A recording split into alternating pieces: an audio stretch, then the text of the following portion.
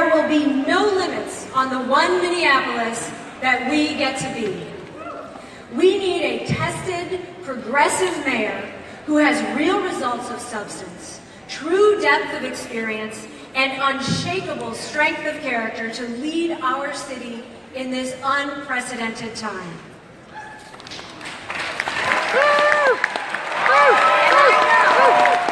Thank you, and I know that some of you feel that you don't really know me, and I get it. 4 years ago, I told the story of being an alcoholic at 19 and how I chose sobriety. What I wasn't ready to tell you then is that I'm also a survivor of childhood sexual assault. This spring, I chose to share my story publicly, primarily because I wanted other survivors to know that they can heal as I have. But also because I wanted to break the habit of keeping my distance, a protective instinct that didn't let people see what really drives me. And what drives me is that I care about the people of our city, and I want our lives to go well. I believe in you. I believe in us. The same way that over time I came to believe in myself. We can tackle any challenge. Like you, when people are sick, I believe that when people are sick, they should be allowed to heal. And like you, I believe that every parent should have the money to feed their kids. So here's what we did together. It took a full year of overcoming opposition and bringing people together to pass the Earn Sick and Save Time policy I proposed.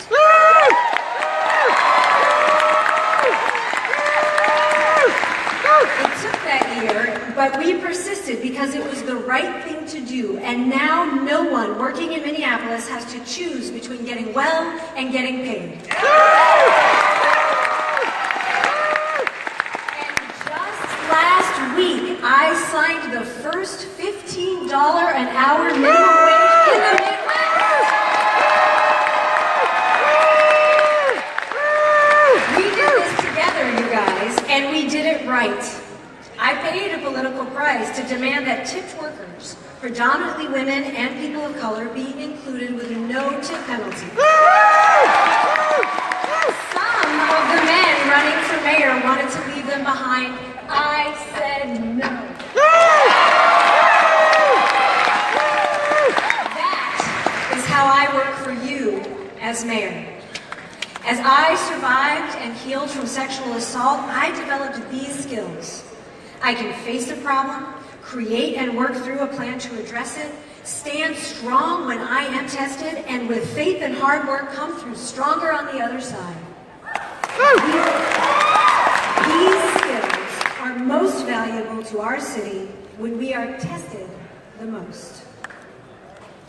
At no time in the last 4 years have we been more tested than during the 18-day occupation at the 4th Precinct after Jamar Clark's death.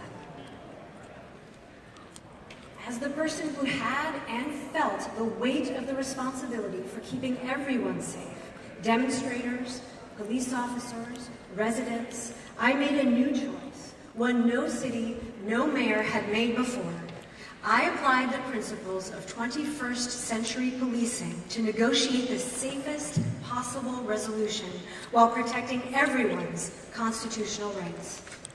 What that looked like was allowing the space needed for protest and grieving, removing camouflage from the department, working with North Point to provide culturally appropriate counseling services, meeting and communicating with the Clark family, demonstrators, police officers, and community to find common ground.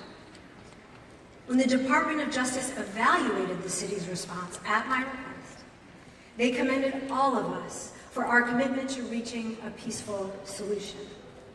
They also offered recommendations. The one I took most to heart was that I strengthen my communication. I didn't communicate to you effectively that I was actually pursuing a strategy to resolve the occupation peacefully. That shortcoming is on me alone. I am sorry.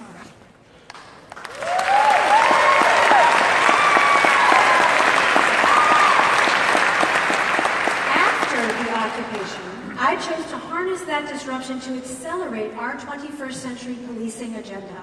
And we've made real progress.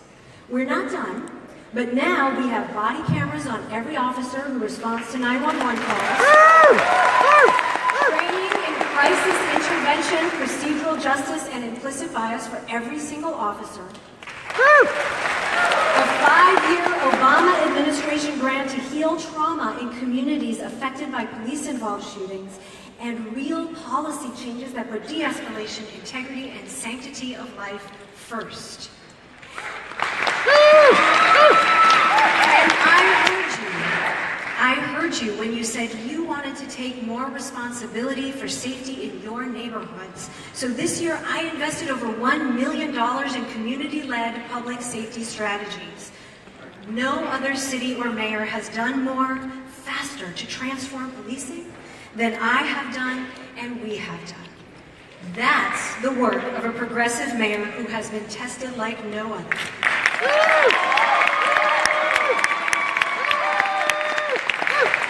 Now we're all being tested like never before. Some candidates have said the mayor has nothing to do with standing up to Donald Trump, but they're wrong. And they are not talking to the folks I'm talking to. Muslims, immigrants, LGBTQ folks, especially trans folks, people with disabilities, or people who vote. Defending the people of Minneapolis is a core function of my job. Yeah. And I can lead us through this because I've done it before.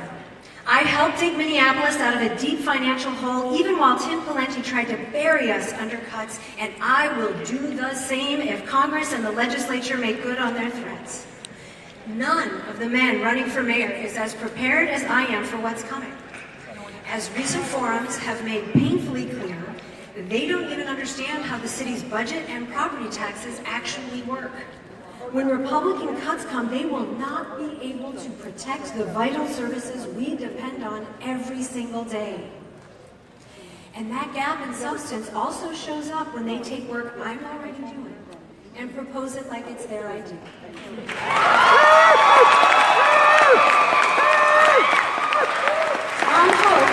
Tom Hope thinks the redesign of Nicollet Mall should be on time and on budget, when it has been all along, because we're implementing the plan he agreed to when he was chair of the Downtown Council. Jacob Fry thinks we should come up with a plan to end homelessness in 5 years, when we're already implementing a plan through Hetty Amendment to end it in 3. Now more than ever, we need a tested, progressive mayor who has put racial equity at the center of her work, who can lead through the storm, and who can stand up to bullies, be they fascist presidents or police union bosses. And trust me, Bob Kroll has never been tempted to write me a check.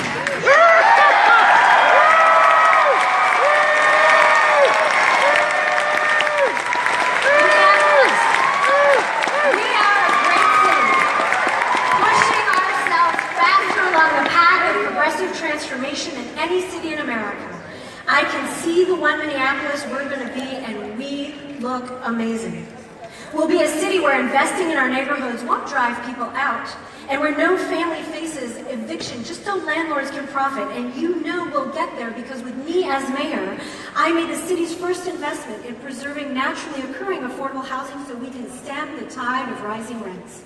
Where we want environmental justice first, and you know we'll get there with me as mayor because I helped push Northern Metals out of the north side with real money for asthma mitigation, and I want a state-of-the-art transit center for Station at Lake Street, where we become a zero-waste city, and we'll get there because 40% of residents already use the organics recycling I put in place. We will be a truly welcoming, inclusive city where we meet difference with love, not fear, and I believe in my heart we'll get there because together we are setting the standard for standing up for each other in the time of Trump, and will continue to lead the way in kindness, compassion, and healing. To get there, we need the tested, progressive, transformational leadership I have offered you for the last 4 years, and I offer you again today. I ask for your vote on every ballot, and I ask for your endorsement. Thank you.